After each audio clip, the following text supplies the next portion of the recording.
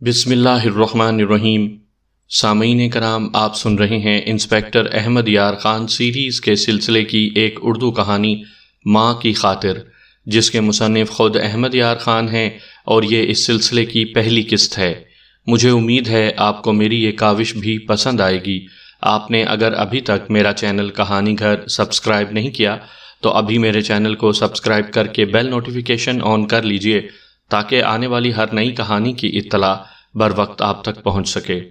آپ کی اطلاع کے لیے عرض کرتا چلوں کہ اس کہانی کی تمام اقساط بالترتیب سننے کے لیے ڈسکرپشن میں لنک موجود ہے۔ یہ قتل اور اغوا جیسے سنگین جرم کی کہانی ہے جو سنانے سے پہلے میں آپ سے گزارش کروں گا کہ اسے جرم اور سراغ رسانی کی ایک دلچسپ کہانی سمجھ کر نہ سنیں۔ کہانیاں تفریح کے لیے سنی جاتی اور پھر ذہن سے اتار دی جاتی ہیں۔ میرا مقصد تفریح مہیا کرنے کے علاوہ کچھ اور بھی ہے۔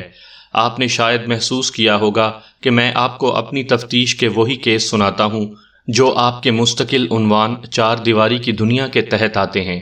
میں آپ سے توقع رکھتا ہوں کہ آپ گھر، محلے اور برادری میں دیکھیں کہ ایسے کردار اور ایسا ہی کوئی ڈرامہ وہاں بھی نہ ہو، اور جسے روکا نہ گیا تو بہت بڑا حادثہ ہوگا۔ مگر میں دیکھ رہا ہوں اور آپ بھی دیکھ رہے ہیں کہ ان خرابیوں کی طرف کوئی توجہ نہیں دیتا جس کے نتیجے میں حادثات ہوتے رہتے ہیں۔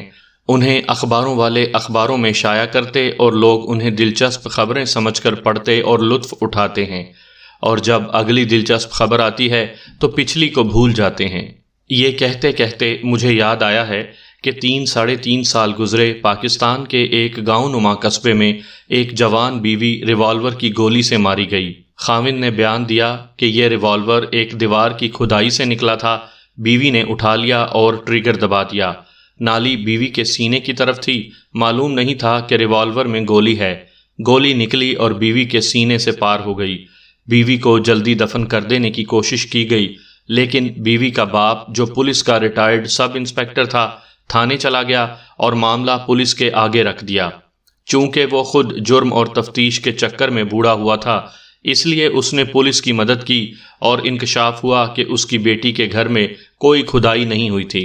دیوار کا ایک حصہ بارش اور آندھی سے گرا تھا۔ ریوالور زمین سے یا ملبے سے برآمد نہیں ہوا تھا، بلکہ یہ بلا لائسنس خاوند کے پاس تھا۔ اس سے اس نے بیوی کو قتل کیا اور ایک جھوٹی کہانی گھڑ لی۔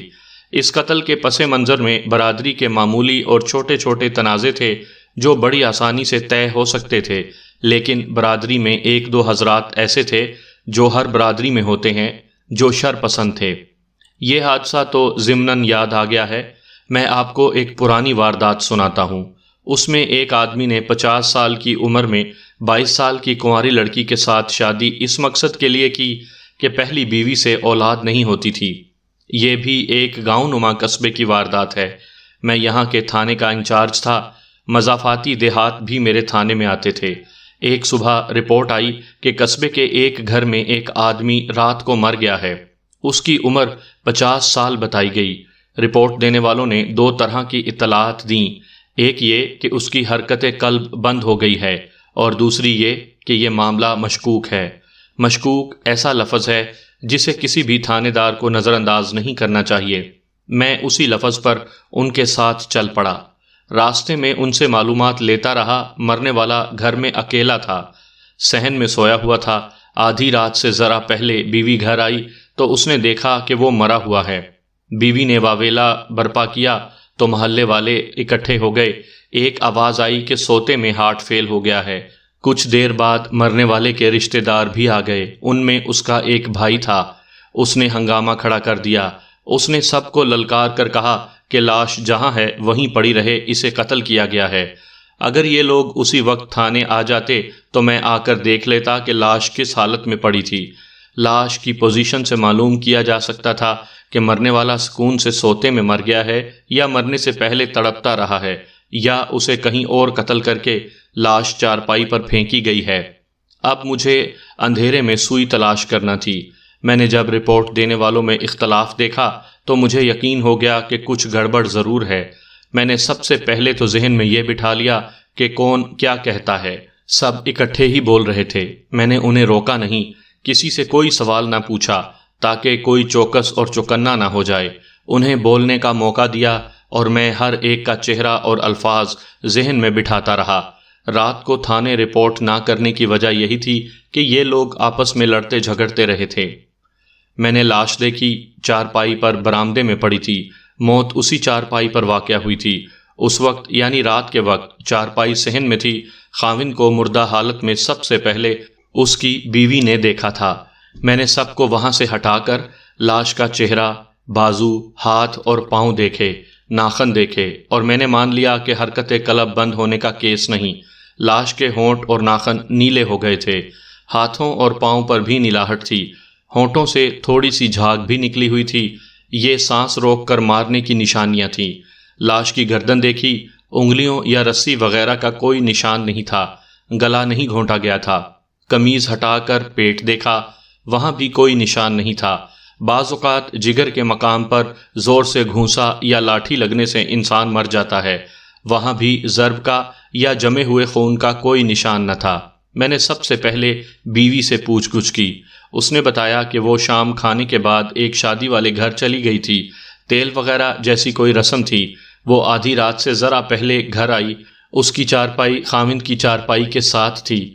اس نے باہر والا دروازہ کھلا دیکھا۔ دروازہ اندر سے بند ہونا چاہیے تھا۔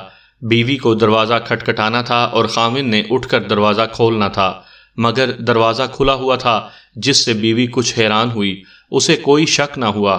اس نے سوچا کہ خاوند دروازہ بند کرنا بھول گیا ہوگا۔ اندر آ کر اس نے خاوند کو بلایا۔ وہ نہ جاگا۔ اس نے خاوند کے ہاتھ پر ہاتھ رکھا تو ہاتھ غیر معمولی طور پر ٹھنڈا تھا۔ بیوی نے بتی جلا کر دیکھا تو اسے پتا چلا کہ وہ تو مر چکا ہے۔ لاش کس حالت میں پڑی تھی؟ میں نے پوچھا۔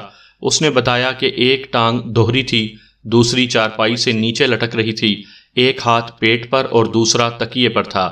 میں نے اور زیادہ گہرائی اور باریکی میں جانے کے لیے بہت سے سوالات کیے۔ ان سے یہ انکشاف ہوا کہ تکیہ سر کے نیچے نہیں بلکہ مرنے والے کے منہ پر پڑا ہوا تھا، اور یہ تکیہ بیوی کے بستر کا تھا۔ خاوند کا تکیہ اس کے سر کے نیچے تھا۔ اس نے چادر اوپر لے رکھی تھی جو لاش پر پوری نہیں تھی، آدھی پیٹ سے گھٹنوں تک اور باقی چارپائی سے نیچے تھی۔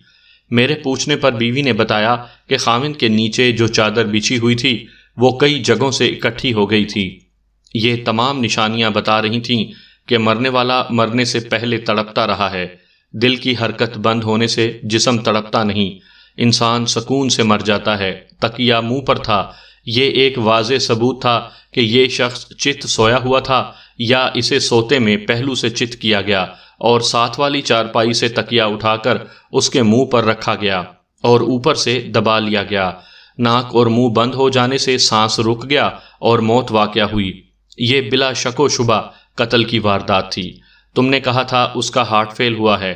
میں نے اس کی بیوی سے کہا، کیا اسے دل کی کوئی تکلیف تھی؟ کبھی دل کا دورہ پڑا تھا؟ کبھی نہیں، اس نے جواب دیا۔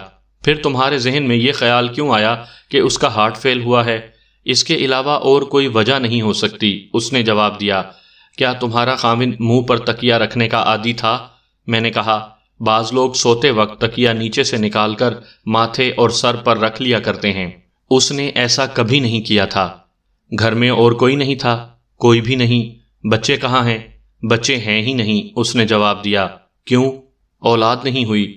اس عورت کی عمر 45 اور 50 کے درمیان تھی اور اس کے خاوند کی عمر 50 سال سے ایک آدھ سال اوپر یا کم۔ اس عورت نے یہ نیا انکشاف کیا کہ صرف ایک مہینہ پہلے اس کے خاوند نے 22 سال کی عمر کی ایک لڑکی کے ساتھ شادی کی ہے۔ اس انکشاف نے مجھے چونکا دیا۔ میں نے لاش پوسٹ مارٹم کے لیے بھجوانے کا انتظام کروایا۔ اس عورت کو، جسے اب میں پہلی بیوی کہوں گا، کمرے میں بٹھائے رکھا۔ میں جب اپنے عملے کو پوسٹ مارٹم کے لیے لاش سے جانے کے لیے کہہ چکا تو پہلی بیوی نے کہا، یہ بھی ایک وجہ تھی کہ میں اس پر زور دے رہی تھی کہ اس کا ہارٹ فیل ہوا ہے۔ اس کا یعنی خاوند کا بھائی شور مچا رہا تھا کہ وہ لاش تھانے لے جائے گا، تو میں نے اسے کہا تھا کہ پولیس لاش کو ہسپتال بھیج دے گی اور ڈاکٹر اسے چیر پھاڑ دیں گے۔ میں نے خاوند کو زندگی میں کبھی آنچ نہیں آنے دی تھی۔ مرنے کے بعد اسے چیرا پھاڑا گیا تو میرا دل پھٹ جائے گا۔ یہ کہہ کر وہ ایسی بلبلا کر رونے لگی کہ اسے سنبھالنا مشکل ہو گیا، اور اس وقت تو میرے لیے اور زیادہ مشکل پیدا ہو گئی جب اس کے خاوند کی لاش پوسٹ مارٹم کے لیے گھر سے نکالی گئی۔ میں اگر دوڑ کر اس عورت کو دبوچ نہ لیتا اور 2 عورتیں اس کے آگے نہ آ جاتیں تو وہ چارپائی سے خاوند کی لاش کو گھسیٹ لیتی، اور اگر میں اسے یہ بتا دیتا کہ اس کے خاوند کا دل اور پھیپھڑے یا پھیپھڑوں کا کچھ حصہ کاٹ کر ضلع کے ہسپتال کے ماہرین کے پاس بھیجا جائے گا اور خاوند کے جسم کے یہ دونوں حصے اسے نہیں ملیں گے تو وہ میرا منہ نوچ لیتی، تو کیا میں یہ سمجھوں کہ خاوند کے قتل میں اس عورت کا ہاتھ نہیں؟ یہ سوال مجھے پریشان کرنے لگا۔ اس کے ساتھ ہمارے معاشرے کا وہی کردار سامنے آ گیا جو قتل اور خودکشی کا باعث بنتا چلا آیا ہے اور بنتا چلا جا رہا ہے۔ یہ ہے بوڑھا خاوند، نوجوان بیوی، اور جب نوجوان بیوی بوڑھی بیوی کی سوکن بن کر آتی ہے تو پر اسرار وارداتوں کے لیے زمین ہموار ہو جاتی ہے۔ ان خاوندوں کی عقل پر حیرت ہوتی ہے، یہ دیکھے بغیر کہ خدا نے انہیں اولاد پیدا کرنے کا وصف عطا کیا ہے یا نہیں، دوسری شادی کر لیتے ہیں، اور پھر بڑھاپے میں آ کر دوسری شادی کرنا بہت بڑی حماقت ہے۔ پہلی بیوی کا دل توڑنا اور دوسری بیوی کی امنگیں تباہ کر دینا ایک ایسا گناہ ہے جو قدرت معاف نہیں کیا کرتی۔ خاوند اپنے لیے اذیت پیدا کر لیتا ہے یا مارا جاتا ہے، جیسا اس واردات میں مجھے نظر آ رہا تھا۔ مجھے اب یہ معلوم کرنا تھا کہ خاوند کو قتل پہلی بیوی نے کروایا ہے یا دوسری نے۔ یہ امکان بھی تھا کہ دوسری بیوی کے کسی امیدوار نے یہ واردات کی ہو۔ پہلی بیوی کی جذباتی کیفیت اور اس کا یہ کہنا کہ وہ خاوند کی لاش کو چیر پھاڑ سے بچانا چاہتی تھی مجھے قائل کرنے کے لیے کافی نہیں تھا کہ قتل کرنے یا کرانے میں اس کا ہاتھ نہیں۔ میں نے اس سے دوسری بیوی کے متعلق پوچھا کہ کہاں ہے۔ اس نے بتایا کہ 2 روز سے میکے گئی ہوئی ہے۔ اس کا میکہ اسی قصبے کا ہی ایک حصہ تھا جسے ایک برساتی نالے نے الگ کر رکھا تھا۔ کیا وہ اس شادی پر خوش ہے یا رنجیدہ؟ چپ چپ رہتی ہے، پہلی بیوی نے جواب دیا۔ 2 روز یہاں رہتی ہے، 2 روز ماں باپ کے گھر گزارتی ہے۔ شوخی کرنے والی ہے؟ میں نے پوچھا، یا سیدھی سادی سی لڑکی ہے؟ ایسی شوخ بھی نہیں، اور میں اسے سیدھی سادی بھی نہیں کہہ سکتی۔ اسے خاوند کی موت کی اطلاع مل چکی ہوگی، میں نے کہا۔ وہ آ گئی ہوگی، اس کے ماں باپ اور دوسرے رشتہ دار صبح سویرے آ گئے تھے، پہلی بیوی نے جواب دیا۔ وہ نہیں آئی، میں نے رات کو ہی اطلاع بھجوا دی تھی۔ میں بہت حیران ہوا کہ خاوند کی موت کی اطلاع پر نہیں آئی۔ میں نے پہلی بیوی سے کہا کہ اندر جا کر دیکھے، وہ ضرور آئی ہوگی۔ اس نے واپس آ کر بتایا کہ وہ نہیں آئی۔ میرا شک پختہ ہونے لگا۔ میں نے پہلی بیوی کو باہر بھیج کر دوسری بیوی کے باپ کو بلایا۔ اس سے پوچھا کہ اس کی بیٹی کیوں نہیں آئی۔ اس کے چہرے پر جو رنگ آئے اور گئے اور جس طرح وہ سر سے پاؤں تک کانپنے لگا وہ میں الفاظ میں بیان نہیں کر سکتا۔ وہ صرف بے ہوش نہیں ہوا، باقی کوئی کسر نہیں رہ گئی تھی۔ طرح طرح کی باتیں کر کے میں نے اسے سنبھالا دیا۔ کچھ دیر بعد اس نے بتایا کہ اس کی بیٹی گزشتہ رات سے لاپتہ ہے۔ وہ اسے ادھر ادھر دیکھتے رہے۔ بے عزتی کے ڈر سے وہ ابھی پولیس کو اطلاع نہیں دینا چاہتے تھے۔ انہوں نے اپنی بیٹی کے خاوند کو بھی اطلاع نہ دی، اس گھر میں آ کر دیکھا بھی نہیں۔ انہیں یقین تھا کہ وہ اپنے خاوند کے گھر نہیں گئی ہوگی۔ میرے ذہن میں بات واضح ہو گئی۔ یہ نوجوان لڑکی اپنی عمر سے دگنی سے بھی زیادہ عمر کے آدمی کے ساتھ شادی پر خوش نہیں تھی۔ اس پر یہ زیادتی بھی ہوئی تھی کہ اسے سوکن بنایا گیا تھا۔ پہلی بیوی کو بھی اس کے خاوند کے ساتھ رہنا تھا۔ یہ بات نئی بیوی کے لیے اور زیادہ ناگوار ہو سکتی تھی کہ اسے بچے پیدا کرنے کا فرض سونپ دیا گیا تھا۔ اس نے یقیناً کسی اور کو دل میں بٹھا رکھا ہوگا جس کے نتیجے میں وہ بھاگ گئی ہوگی، لیکن میں اپنے ذہن سے اس سوال کا جواب حاصل نہ کر سکا کہ خاوند کو قتل کرنے کی کیا ضرورت تھی۔ یہ لڑکی اپنے ماں باپ کے گھر میں تھی۔ اگر خاوند کے گھر بھاگتی تو قتل کی وجہ یہ بن سکتی تھی کہ خاوند نے مزاحمت کی اور لڑکی کے دوست نے اسے قتل کر دیا، مگر خاوند کا قتل تو کسی اور نوعیت کا تھا۔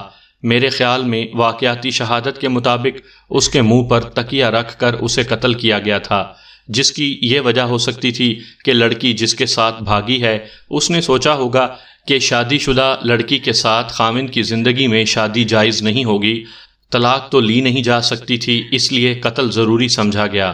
مجھے اپنی یہ دلیل خاصی کمزور لگی، تاہم یہ سوال میرے ذہن میں تڑپنے لگا کہ لڑکی اپنے گھر سے بھاگی تو خاوند کو اس کے گھر میں قتل کرنا کیوں ضروری تھا؟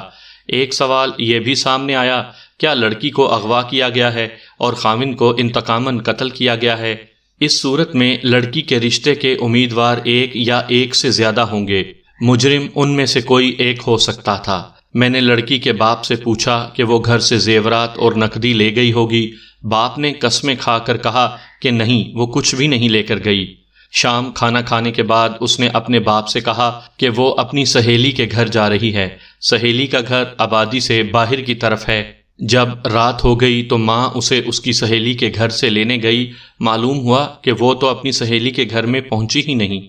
میں نے اس لڑکی یعنی دوسری بیوی کی ماں کو بلا لیا، باپ کو باہر بھیج دیا۔ کوئی باپ اپنی بیٹی کے چال چلن کو برا نہیں کہتا۔ بعض باپ اپنی بیٹیوں کی ذاتی سرگرمیوں اور میل ملاپ سے بھی واقف نہیں ہوتے۔ مائیں بیٹیوں کی رازدان ہوتی ہیں۔ میں نے ماں سے پوچھا کہ اس کی سہیلیوں میں سے کتنی اس کی بہت گہری سہیلیاں تھیں جن کے گھروں میں وہ بہت زیادہ آتی جاتی تھی۔ ماں نے ایک تو یہ بتائی جس کے گھر وہ کہہ گئی تھی کہ جا رہی ہوں، اس کے علاوہ ایک اور تھی۔ میں نے پوچھا کہ ان میں سے کسی کے یا دونوں کے جوان بھائی ہیں؟ اس نے بتایا کہ ایک سہیلی کے 2 بھائی جوان ہیں، ایک شادی شدہ ہے اور دوسرا غیر شادی شدہ، دوسری کے بھائی چھوٹے ہیں۔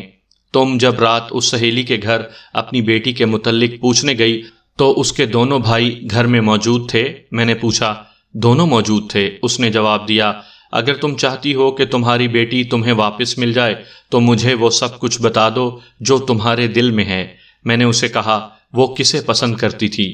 میں کچھ بھی نہیں جانتی، اس نے بڑے ہی اداس لہجے میں جواب دیا۔ کبھی ایسا شک بھی نہیں ہوا تھا کہ اس کی کسی کے ساتھ خفیہ ملاقات ہے، وہ ایسی تھی بھی نہیں۔ اس کے ساتھ یہ زیادتی تم نے کی ہے یا تمہارے خاوند نے کہ اسے سوکن بنا کر اس کے باپ کی عمر کے آدمی کے حوالے کر دیا؟ ہم نے سوچا تھا کہ وہ امیر کبیر آدمی ہے۔ اس نے جواب دیا، اتنا بڑا مکان ہے، بیٹی سکھی رہے گی۔ اولاد ہونے کی صورت میں وہ گھر کی ملکہ بن سکتی تھی، مگر وہ کسی اور کے گھر کی ملکہ بننا چاہتی تھی۔ میں نے کہا، مجھے وہ آدمی بتاؤ۔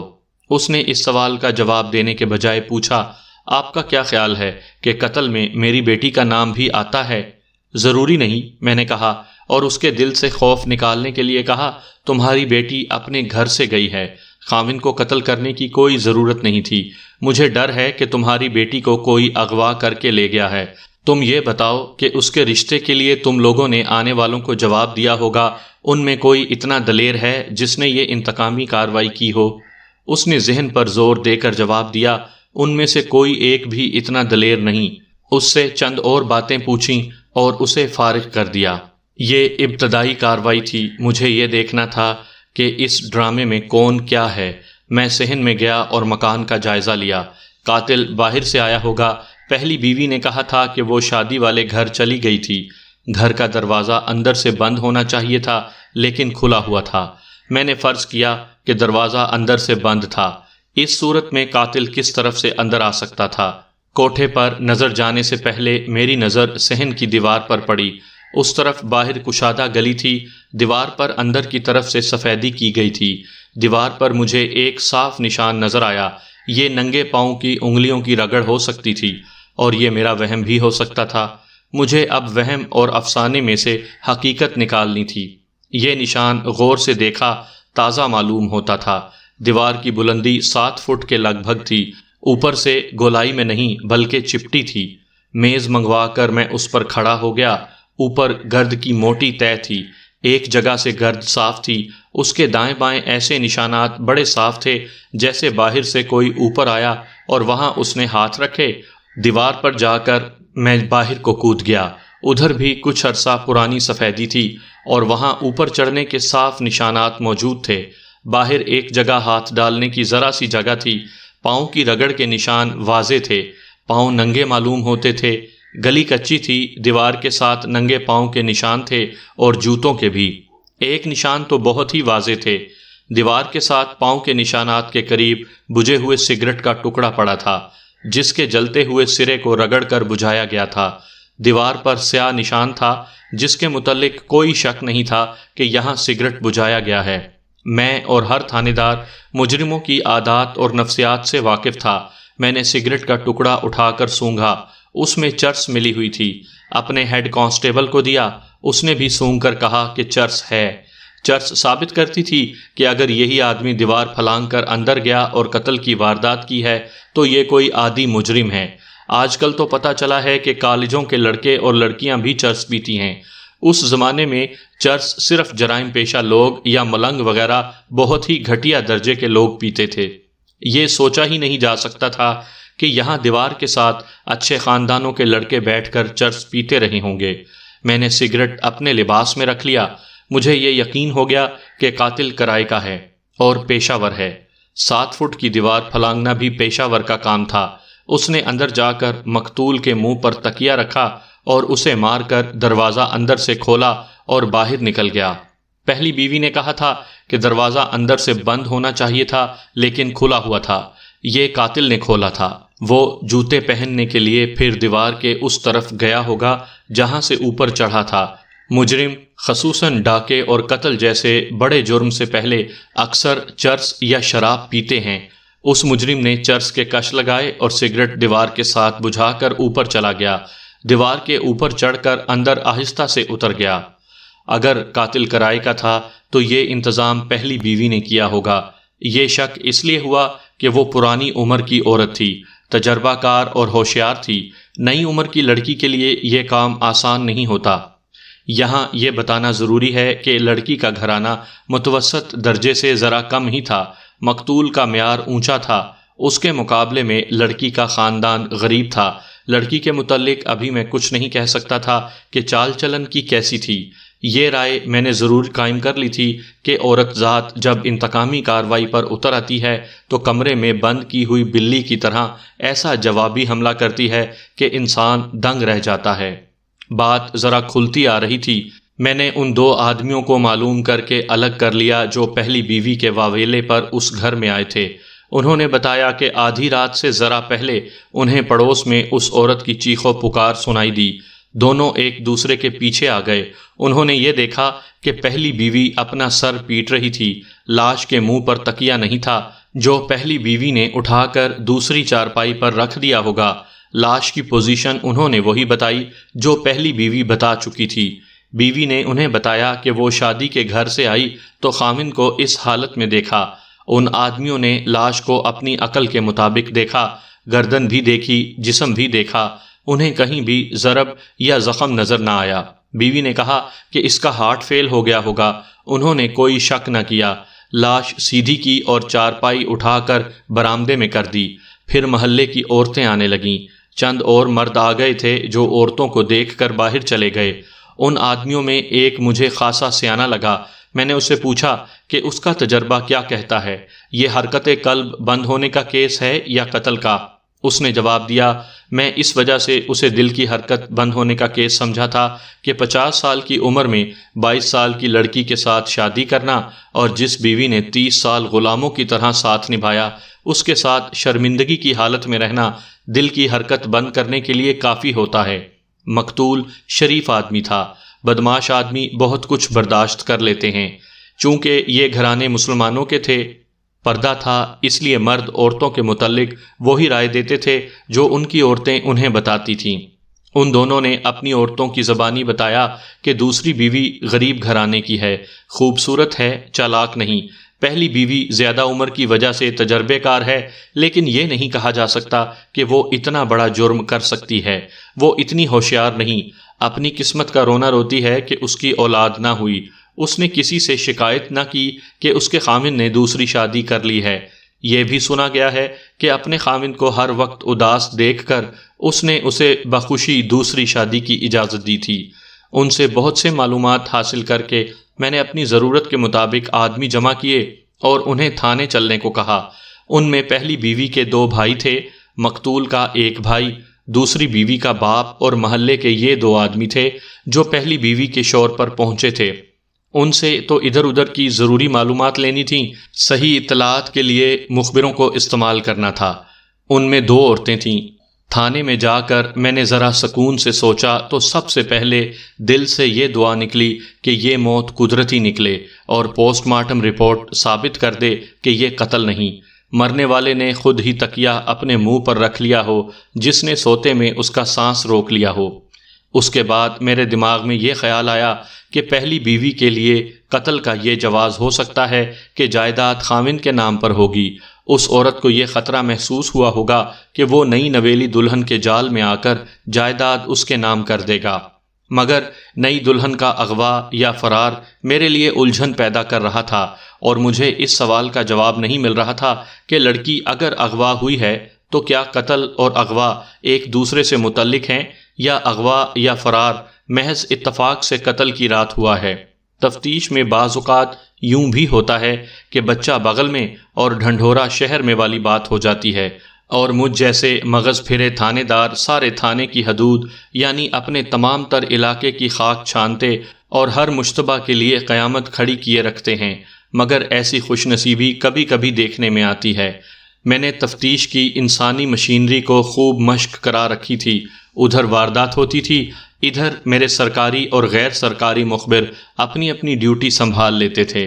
ان میں زیادہ تر افراد خفیہ تھے جن کے متعلق ان کے عزیز دوست اور قریبی رشتہ دار بھی نہیں جانتے تھے کہ یہ کتنے خطرناک لوگ ہیں۔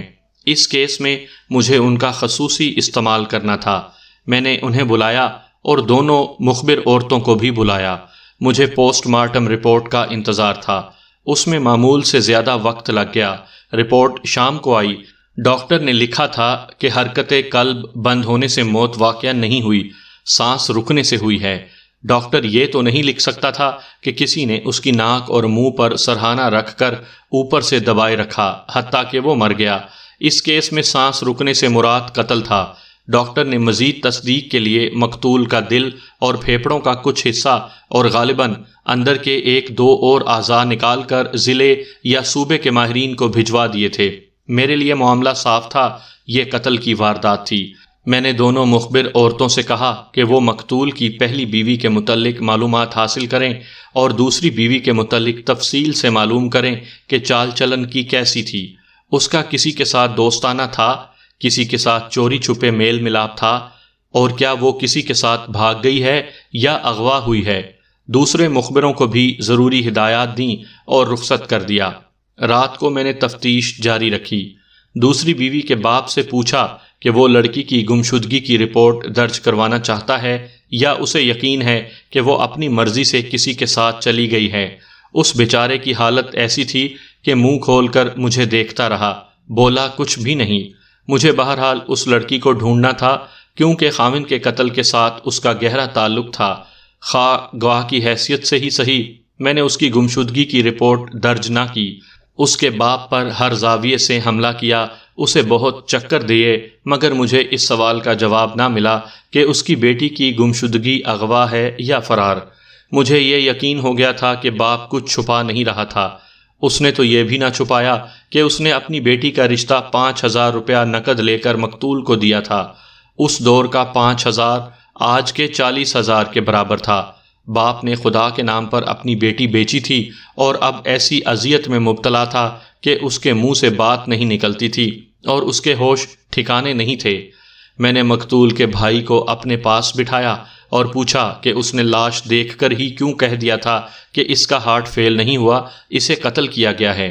میرے بھائی نے جب دوسری شادی کا دن مقرر کر دیا تو اس کی پہلی بیوی کے بھائی نے مجھے کہا تھا کہ میں بھائی کو دوسری شادی سے منع کروں۔ اس نے جواب دیا۔ میں نے اسے کہا کہ میں اسے منع کر چکا ہوں، مگر وہ نہیں مانتا۔ میں نے جھوٹ نہیں بولا تھا۔ میرے بھائی نے جب سے دوسری شادی کا فیصلہ کیا تھا میں اس کی مخالفت کر رہا تھا۔